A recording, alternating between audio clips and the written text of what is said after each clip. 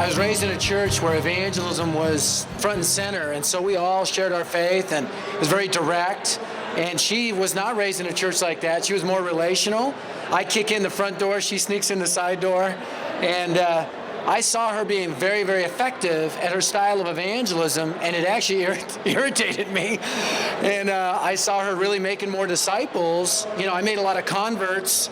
She made a lot of disciples, and so really began to kind of marry, so to speak, the two styles. I think I've been able to make her a little bit more relentless, and she's made me a lot more relational, and it's just kind of, it's been great. And it's been, you know, it's tense at first because she thought my style was very obnoxious, and I thought hers was way too slow. But, you know, together it's peanut butter and chocolate. It's something I learned on that Gospel Journey Maui, that reality series that we did. I literally watched Zane, this former drug dealer, surfer dude, just engage in conversations. He found common ground, and he admitted, man, I'm so messed up, I need Jesus to save me. And so out of that, we kind of developed a strategy: ask, admire, admit. Ask a ton of questions, get to know somebody.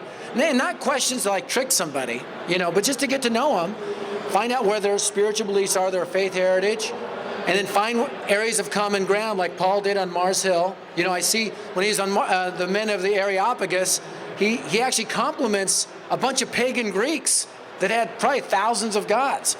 He says, I see that you're very religious. He didn't say, pagans, you're going straight to hell. There's only one true God. He says, I see you're very religious. I even saw an altar to the unknown God, and I want to talk to you about him. So we use to ask, admire, and then admit the reason you're a Christian, you're so messed up, you needed Jesus to save you. What that's done for me, because I'm an evangelist and I want to get straight to the punchline, right? It slows me down. And it makes me like, okay, I need to listen to this person. I need to find out where they're at. I need to listen to God guiding me how to engage this person. And for people that are not evangelists, it actually speeds them up. It ramps them up a little bit, and it gives them a pathway to enter in the gospel conversation in a more natural way.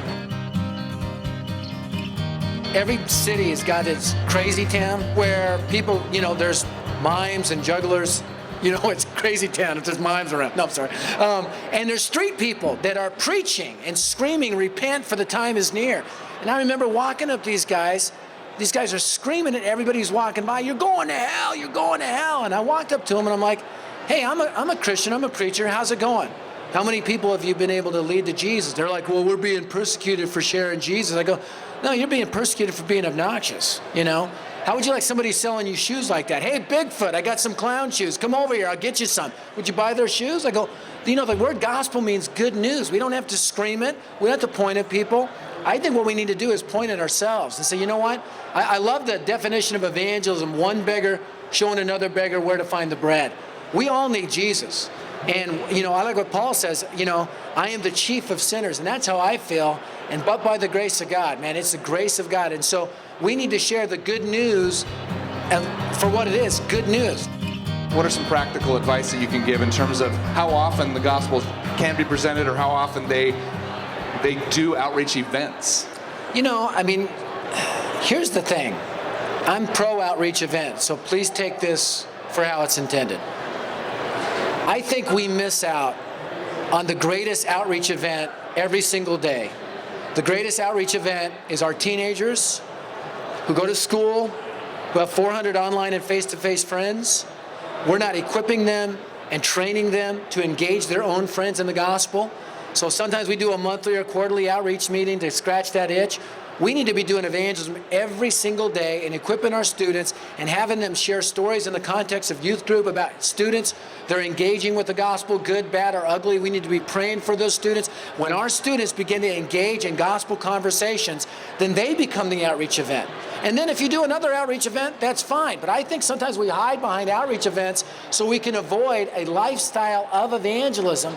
And as a result, I think we're missing on the greatest opportunity, students reaching their peers with the good news of the gospel. And then what happens as a result, those students that are sharing their faith, they grow deeper in their faith as a result because they get skin in the game.